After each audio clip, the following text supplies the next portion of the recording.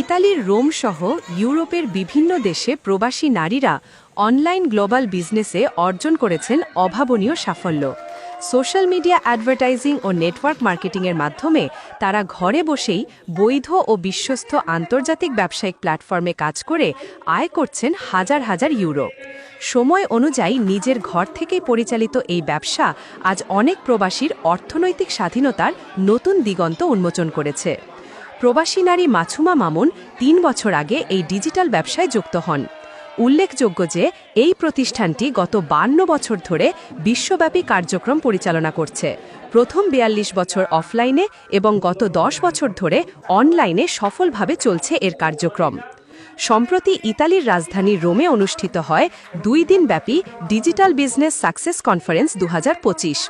অনুষ্ঠানে প্রধান অতিথি হিসেবে উপস্থিত ছিলেন প্রথম বাংলাদেশি প্রতিনিধি তানভীর আহমেদ। অনুষ্ঠানের সার্বিক ব্যবস্থাপনায় ছিলেন জান্নাতুল ফেরদাউস, মাছুমা মামুন ও জিন্নাতারা এবং সঞ্চালনা করেন নারী উদ্যোক্তা ফারিয়া আখি। বিশেষ অতিথি হিসেবে উপস্থিত ছিলেন মামুন খান, নারী উদ্যোক্তা তানজিলা হোসাইন ও রিনা খোকন। পাশাপাশি অংশ নেন কয়েক শত সফল প্রবাসী নারী পুরুষ উদ্যোক্তা। প্রথম দিনের অনুষ্ঠান অনুষ্ঠিত হয় বিলা পাম্পিলিতে, যেখানে বিশ্বের বিভিন্ন দেশের সফল ডিজিটাল উদ্যোক্তা ও ব্যবসায়ীরা অংশগ্রহণ করেন। আলোচনায় বক্তারা বলেন, ডিজিটাল বিজনেস শুধু একটি ব্যবসা নয়, এটি বিশ্ব অর্থনীতির দ্রুত পরিবর্তনশীল বাস্তবতা। প্রবাসীরা এই প্ল্যাটফর্মের মাধ্যমে নিজেদের ভাগ্য গড়ছেন এবং বাংলাদেশের নামও আন্তর্জাতিকভাবে উজ্জ্বল করছেন। দ্বিতীয় দিনের মূল অনুষ্ঠান হয় ভিয়া কাসিলিনা দোমুস রেস্টুরেন্টের সম্মেলন কক্ষে। বক্তারা আরও বলেন, ডিজিটাল বিজনেস একটি আন্তর্জাতিকভাবে নিবন্ধিত, স্বচ্ছ ও বৈধ প্ল্যাটফর্ম।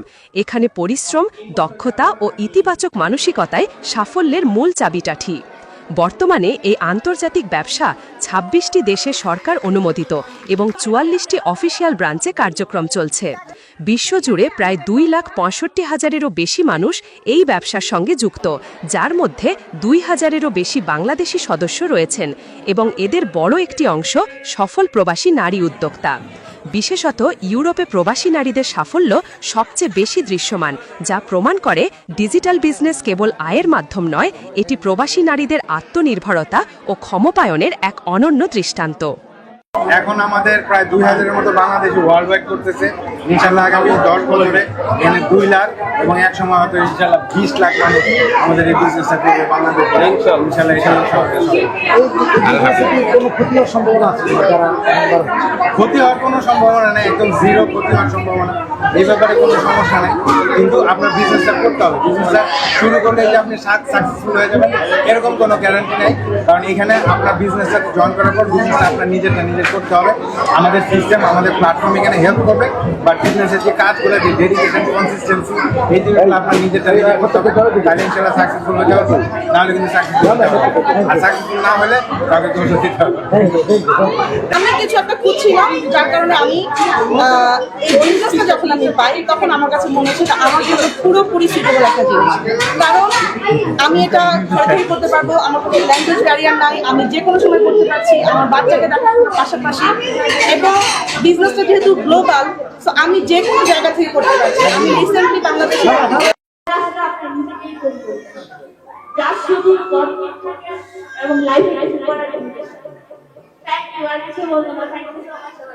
সাকসেসফুল ভাবে এই বিজনেসটা রান করছি এবং আমি এখন 6 ফিগার ইনকাম করি এবং আমার হাজবেন্ড আমার সাথে বিজনেস করছে। আমি একজন নারী উদ্যোক্তা এবং কথা বলিয়েন না ভাই। আমি আরো অনেক তাদের সেট করার জন্য, তাদের সাকসেসের জন্য। তো আপনারা যারা ইন্টারেস্টেড, যারা আসলে নিজেদেরকে সাকসেস করতে চান, নিজের পায়ে দাঁড়াতে চান, তারা সবাই এই বিজনেস দেখতে পারেন, বুঝতে পারেন। এখানে আমাদের আমি শুধু একটা কথাই বলবো যে আমি যদি একজন মানুষ হয়ে আমার আইডেন্টি তৈরি করতে চাই, স্বাবলম্বী হতে চাই এবং নিজের একটা সুপ্রতিষ্ঠিত পরিচয় তৈরি করতে চাই সামাজিকভাবে, তাহলে এই বিজনেসটা অবশ্যই আমাদের নারীদের জন্য অনেক অসম্ভাবনাময় সম্ভাবনার দরজা খুলে দিবে। ডেস্ক রিপোর্ট, স্বাধীন বাংলা টেলিভিশন, রোম, ইতালি।